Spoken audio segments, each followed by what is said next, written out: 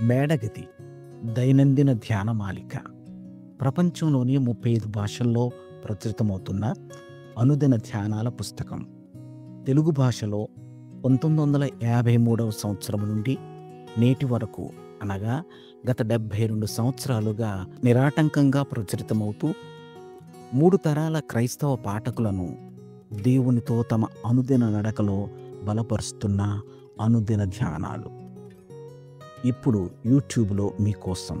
వినండి, దేవునితో మీ అనుదిన నడకలో వర్ధిల్లండి. ఈనాటి మేడగది అనుదిన ధ్యానాన్ని చదువుకుందాం. మంగళవారం డిసెంబర్ 24, 2024. నేటి ధ్యానాంశం దేవుడు మనకు తోడుగా. దేవుడు మనకు తోడుగా. ఈనాటి వాక్య భాగంగా కీర్తనలు 139, 7 నుండి 12 వచనాలు చదవండి. నేటి ముఖ్య వచనం: మరణమైనను జీవమైనను, దేవదూతలైనను ప్రధానులైనను, ఉన్నవి అయినను రాబోవునవి అయినను దేవుని ప్రేమ నుండి మనలను ఎడబాప నేరవని రూఢిగా నమ్ముచున్నాను. రోమాపత్రిక 8వ అధ్యాయము 38, 39 వచనాలు. చాలా ఏళ్ల క్రితం నేను హోండురాస్లోని ఒక చిన్న టౌన్లో ఒక టీముతో కలిసి పనిచేస్తూ 1 సంవత్సర కాలం ఉన్నాను.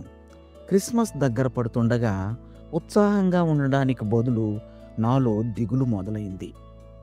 నా జీవితంలో మొట్టమొదటిసారి ఇలా క్రిస్మస్ను మా కుటుంబంతో గడపలేకపోతున్నాను. ఒంటరితనంగా అనిపించింది.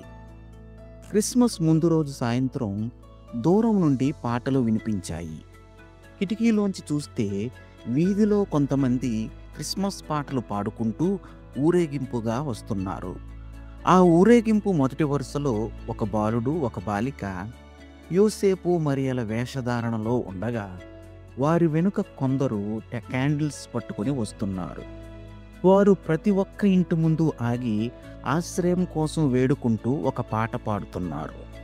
వారు బెత్లెహేములో ప్రభు తల్లిదండ్రులు ఆనాడు పడిన పాటలను నటించి చూపుతున్నారన్నమాట. అప్పుడు ఇంటి యజమానులు వారు పాడేది విని తమ తలలు అడ్డంగా ఊపుతూ వెళ్ళిపోమ్మని చేసేయగా చేస్తున్నారు. చివరికి వారు మా వీధిలో మా ఇంటికి ఎదురుగా ఉన్న ఇంటి ముందుకు వచ్చి ఆ పాట పాడారు. ఆ ఇంటి యజమాని తన ఇంటి తలుపులు బార్లా తెరచి వారినందరినీ తన ఇంటిలోనికి ఆహ్వానించాడు. నేను కూడా బయటికి వెళ్ళి వారితో పాటు ఆ ఇంటిలోకి వెళ్ళాను. ఆ ఇంటి యజమాని అప్పటికే తన ఇంటి మొదటి గదిలో పశువుల తొట్టిని సిద్ధం చేసి ఉంచాడు. క్రిస్మస్ రోజున ఆ తొట్టిలో శిశువైన యేసు ప్రతిరూపం ఉంచబడింది. శిశువైన యేసును దర్శించడానికి వచ్చే ఎవరికైనా సరే ఆ ఇల్లు బార్లా తెరిచి ఉంటుంది. ప్రభువును నా ప్రక్క ఇంట్లోనే దర్శించడం నాకెంతో సంతోషమిచ్చింది. ఈ సంఘటన మనం ఎక్కడున్నా కానీ దేవుని తలుపు ఎల్లప్పుడూ తెరిచే ఉంటుందని గ్రహింపునిచ్చింది. నేటి ధ్యానం: దేవుని ప్రేమ నుండి మనలను ఏదీ వేరు చేయలేదు. ప్రార్థన: ప్రియ ప్రభువా, నీవెల్లప్పుడూ మాతో ఉంటున్నందుకు మరియు నిరంతరం ఉండే నీ సన్నిధి, నీ ప్రేమలను గూర్చిన సూచనలను మా కోసం ఏర్పాటు చేసినందుకు వందనాలు.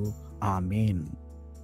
ప్రార్థనాంశం: క్రిస్మస్ సమయంలో ఇంటికి దూరంగా ఉన్నవారు.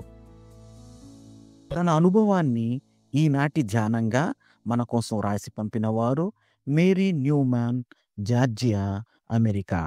మేడగది అనుదిన ధ్యానాలు మీకు ఆశీర్వాదకరంగా ఉన్నట్లయితే వెంటనే మన ఛానల్ని సబ్స్క్రైబ్ చేయండి. లైక్ చేయడం, షేర్ చేయడం మర్చిపోకండి. దేవుడు మిమ్మును దీవించునుగాక.